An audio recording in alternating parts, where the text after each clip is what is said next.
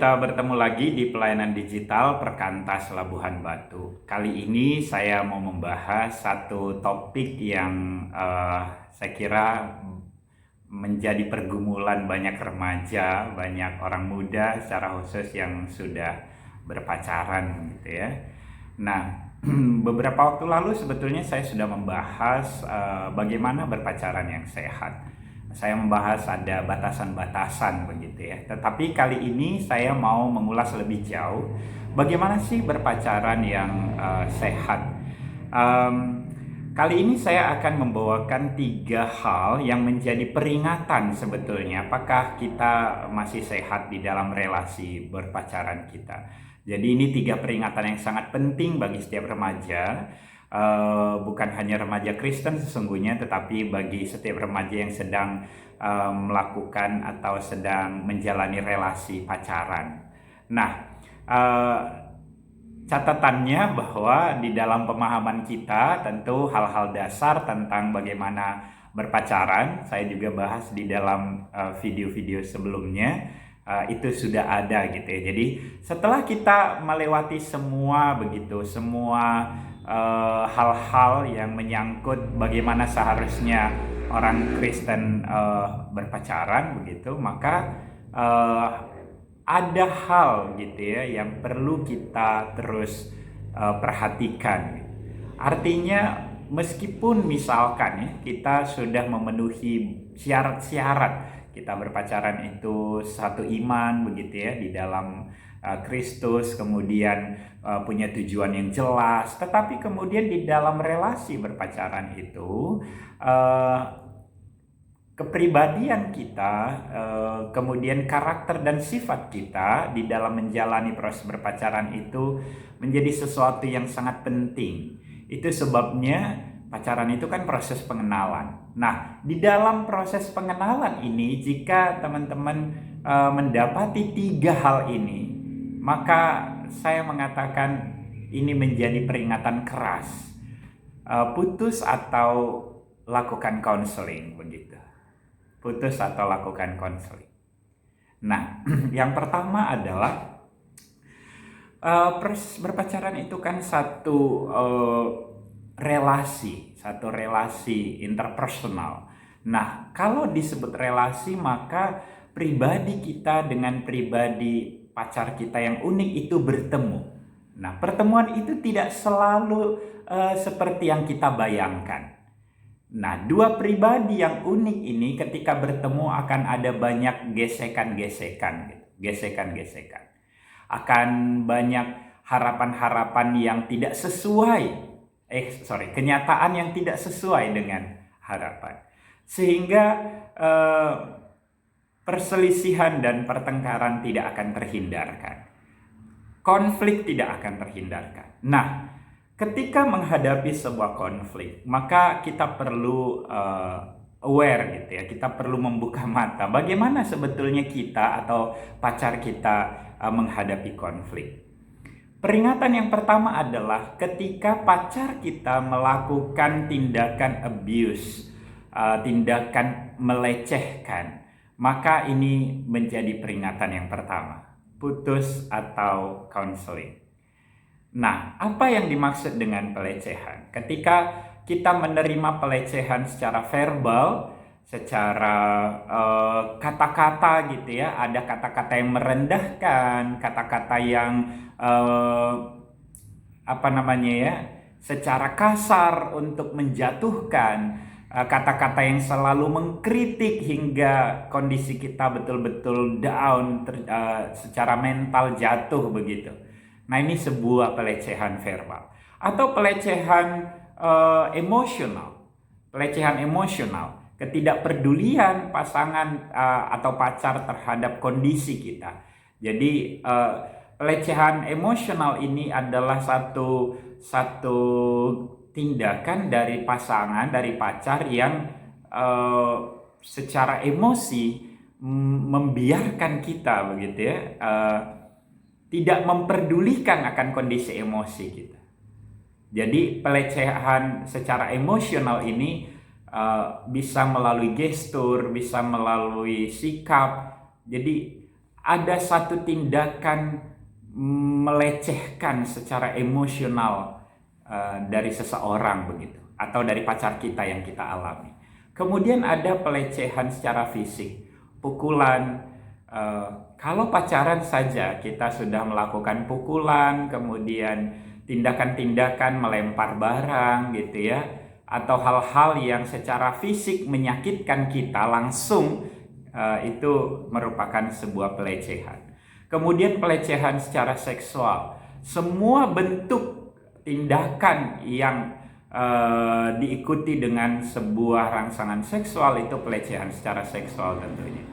Karena hubungan seksual hanya harus terjadi di pernikahan, maka tindakan seksual sebelum pernikahan itu sudah menjadi sebuah tindakan pelecehan. Nah, jadi peringatan pertama adalah ketika terjadi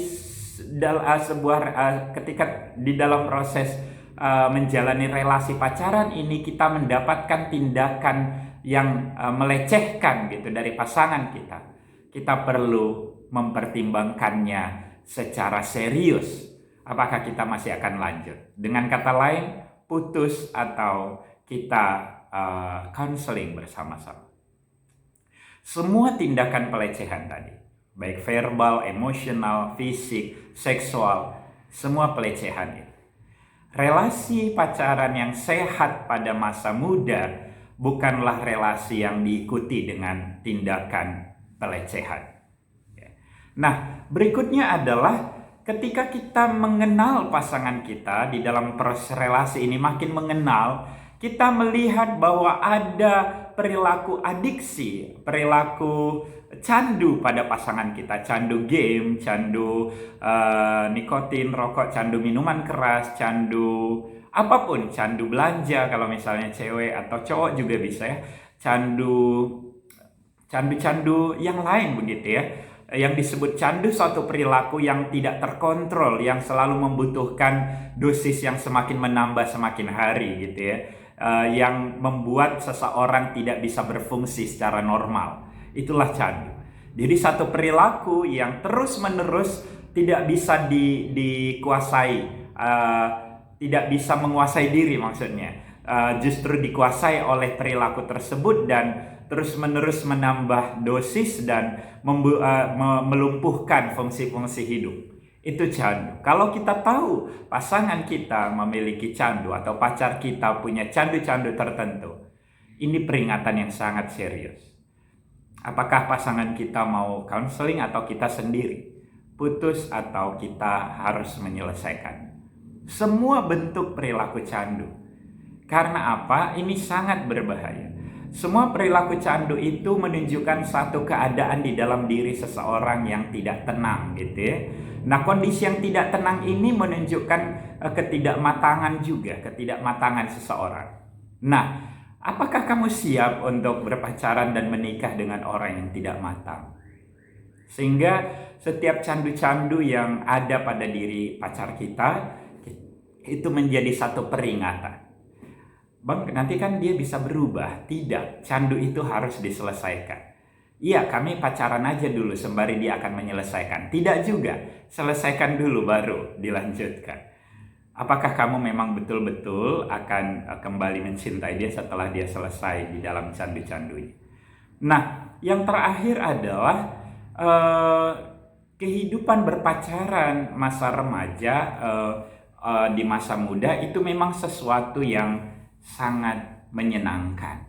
Tetapi semenyenangkan apapun, pacaran bukanlah relasi suami istri. Maka ketika relasi sudah sangat dekat dan tidak ada lagi jarak, masing-masing tidak punya ruang untuk diri sendiri, ini sudah tidak sehat. Ini peringatan yang ketiga. Apakah ini termasuk peringatan yang keras? Iya, ini peringatan yang sangat keras. Apalagi kalau sudah menuntut kehidupan bersama lebih banyak di dalam satu hari itu. Itu sudah hidup bersama begitu sebetulnya. Dan pacaran itu belum merupakan hubungan suami istri sehingga kita harus selalu bersama. Kemana-mana sama, di mana-mana sama begitu ya. Sehingga kecenderungan kita untuk memiliki kedekatan yang diikuti oleh keinginan untuk hidup bersama, maka ini peringatan yang sangat keras. Kecuali kalau kita memang akan menikah.